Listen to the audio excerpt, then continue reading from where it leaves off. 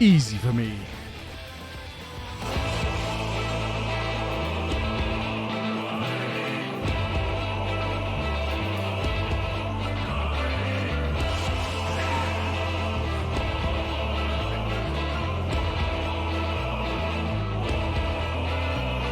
Good morning, ladies and gentlemen. I am one of the apparently very, very, very lucky few.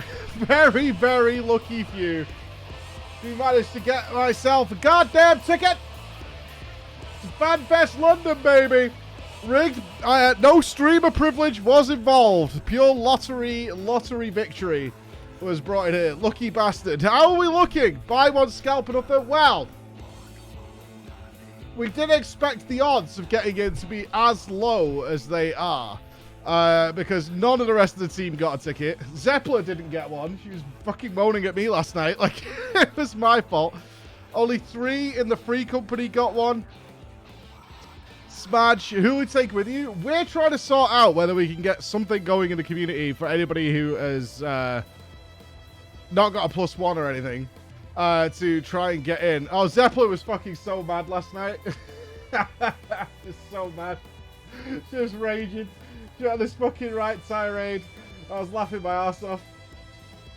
I responded as appropriately.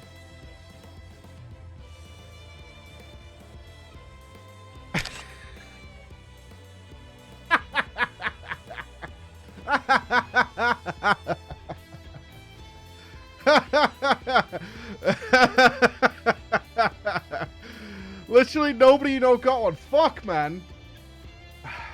The crawlers must crawl.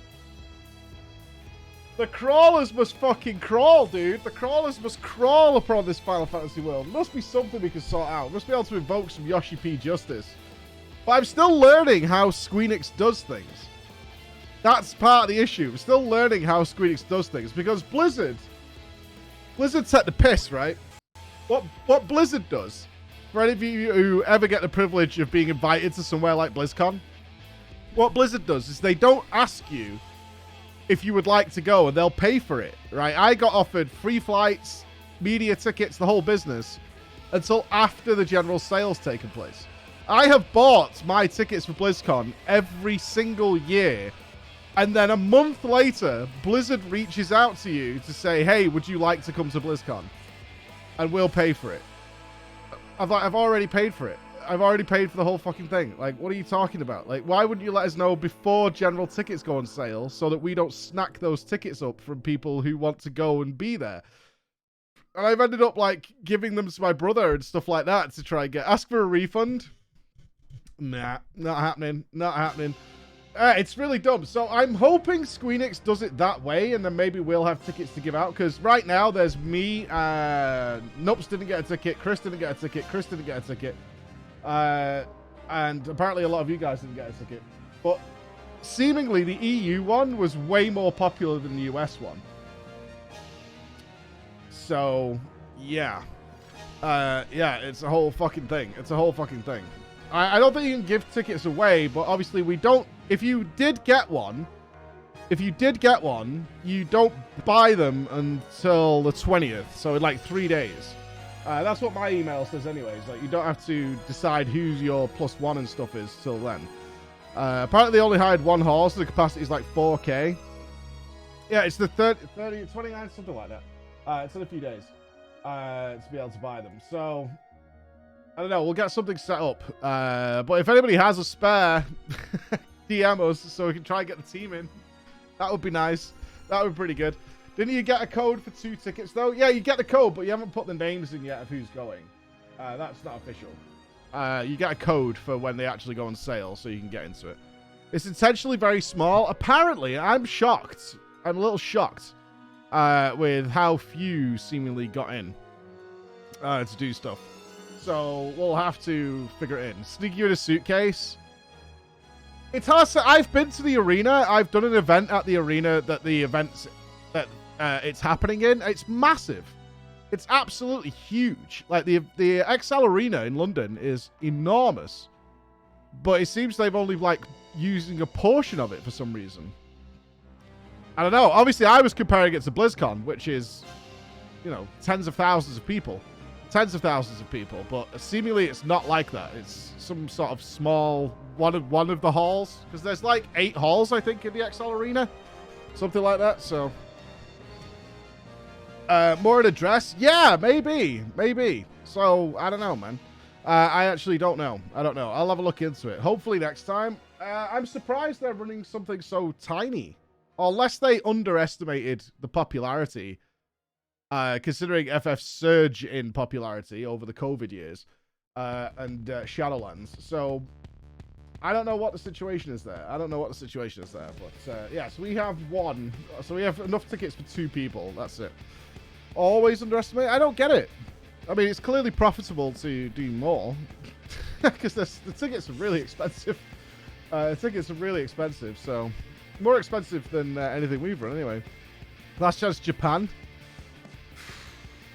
It seems like even Zeppelin was trying to go to the EU one, because I assumed she would go to Vegas, because she's in the US right now. But she wanted to go to the EU one, because that's where obviously when she was streaming from Ukraine, that was where most of her audience was the EU people.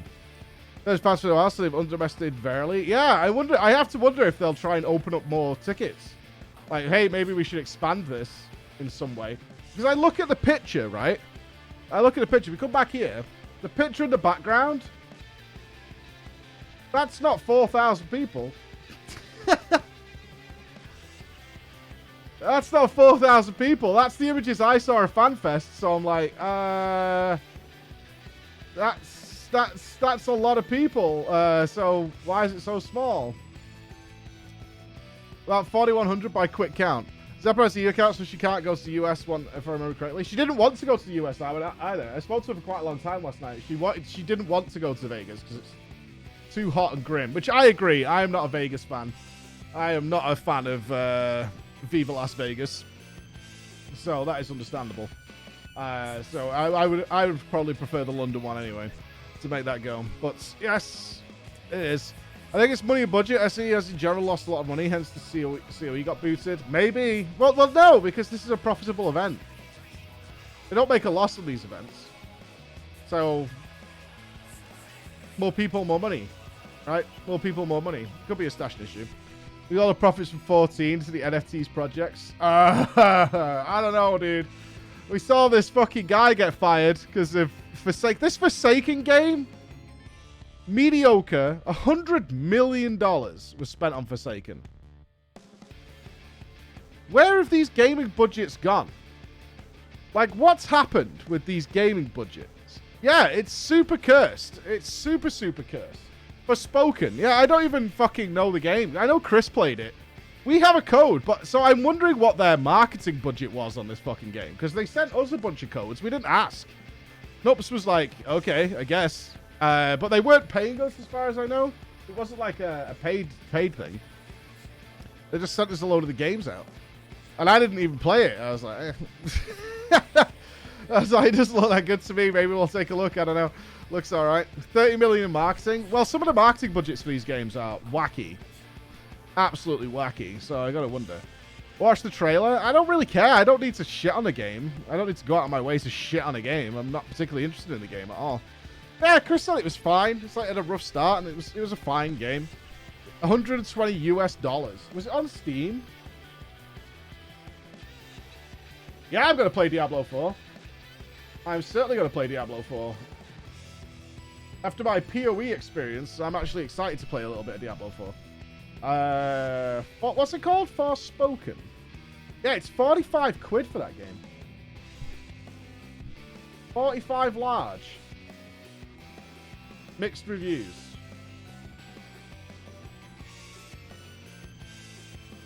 I think it was the demo that killed it, right? Wasn't the demo really bad and people were like, okay, this game fucking clearly sucks?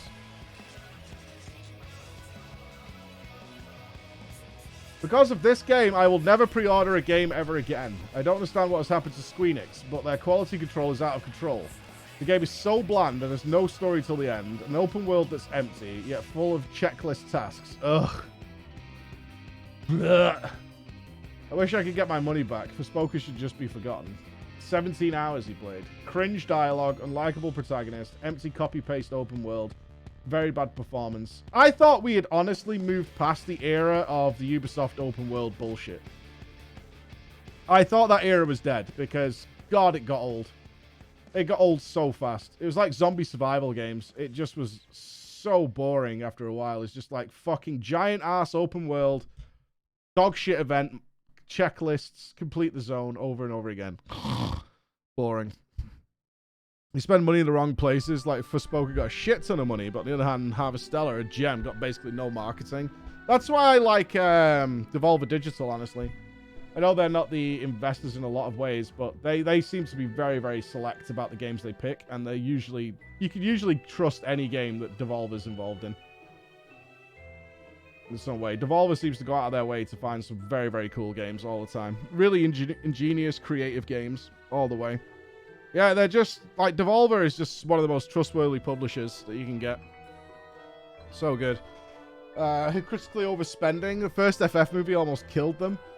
It seems like they go for risky plays that might pay off.